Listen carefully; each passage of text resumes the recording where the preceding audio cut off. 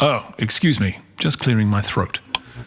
I work in gastroenterology support services. It provides me with a unique healthcare perspective. Some human diseases are well known, and research into them well funded. But at my end of things, even when there are real problems, people find them difficult to talk about. One of them is a gut bacteria that's so difficult, it's in the name. Clostridium difficile, C.diff for short.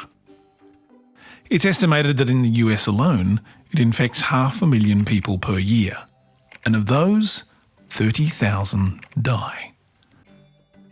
That's frighteningly close to the number of people killed in traffic accidents, and yet until just now, you may never even have heard of it. In a healthy intestine, thousands of species of good bacteria line the walls, so that even if C. diff gets in, it can't get a foothold. But in a sick person, receiving ongoing broad-spectrum antibiotics, gaps open up in the gut wall garden. Here, new or surviving C. diff can take hold, flourish, and produce toxins which damage the bowel, leading to diarrhoea, pain, swelling, and far worse. What makes C. diff such a hospital superbug is that once out of the cosy surrounds of an intestine, it forms protective spores, like tiny seeds which are resistant to a host of disinfectants and can survive almost indefinitely. When this happens in an environment filled with susceptible people, like a hospital, nursing home or childcare centre, it can become a persistent problem. In fact, C. diff is the most frequent cause of infectious diarrhoea in these facilities, and is increasingly a problem in the wider community. So what can be done? In severe cases, the most promising treatment is basically a poop thick shake. It helps re-establish good gut bacteria. It's remarkably effective.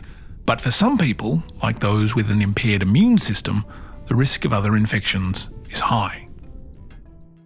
Prevention is the best defence. We all need to think about the role that the overuse and abuse of antibiotics can play in increasing the impact of diseases like C. diff. For example, farmers sometimes use antibiotics to grow bigger pigs and chickens, yet this may lead to more virulent strains developing in animals and then spreading to humans. Hospitals and care facilities could value those who clean more highly to improve their efforts on high-touch areas like doorknobs, light switches and bed rails.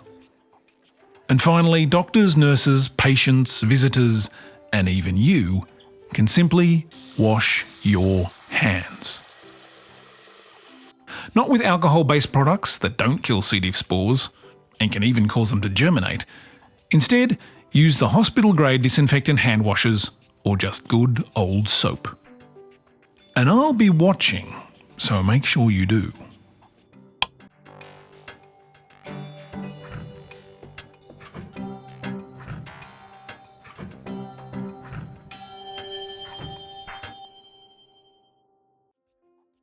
Oh, you're still here. There's actually one other thing you could help with. There's this old drug, Auranofin, never very good at treating arthritis, but it turns out it breaks off a key in the lock of several of the enzymes that help C. diff digest its food. That same key might also break off inside parts of the human cell machinery and thus stop the transport of bacterial toxins which can damage human intestines.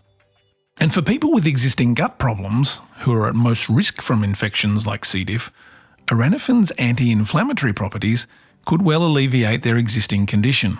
So it's possibly a triple action treatment. And unlike new drugs which take time and money to get to market, it's an approved drug ready for immediate use. We know it works in the test tube and in mice. All Auranofin needs now is a good human clinical trial.